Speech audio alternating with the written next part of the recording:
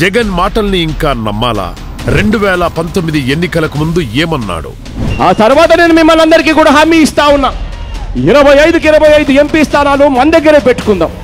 ఆ తర్వాత ప్రత్యేక హోదా ఎవరైతే ఇస్తామనంటారో కాదు, ఎవరైతే సంతకం చేస్తారో వాళ్ళకే మద్దతు ఇస్తాము అని చెప్పి మిమ్మల్ని అందరినీ కూడా కోరుతా ఉన్నా. చొక్కా చేతులు మడత పెట్టి కేంద్రం మీదికి వెళతాడనుకున్న జగన్ తాను గెలిచిన తర్వాత ఏమన్నాడు? మన బాధ ఇది అని మనం చెప్పుకోగలుగుతాం, చెప్పుకున్నాం. పాజిటివ్గా స్పందించారు, కానీ సంతకం పెడతా ఉన్నాడంటే ప్రయత్నం చేస్తూనే పోవడం.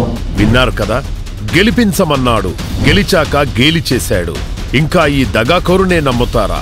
2019లో చెప్పినవి చెయ్యనోడు 2024లో చెప్పేవి చేస్తాడా? ఇంకా చాలు జగన్. జరుగు జరుగు జరుగు జగన్, ఖాళీ చేయి కుర్చీ, జనరాజ్యం వస్తున్నది ఎన్నికల్లో గెలిచి.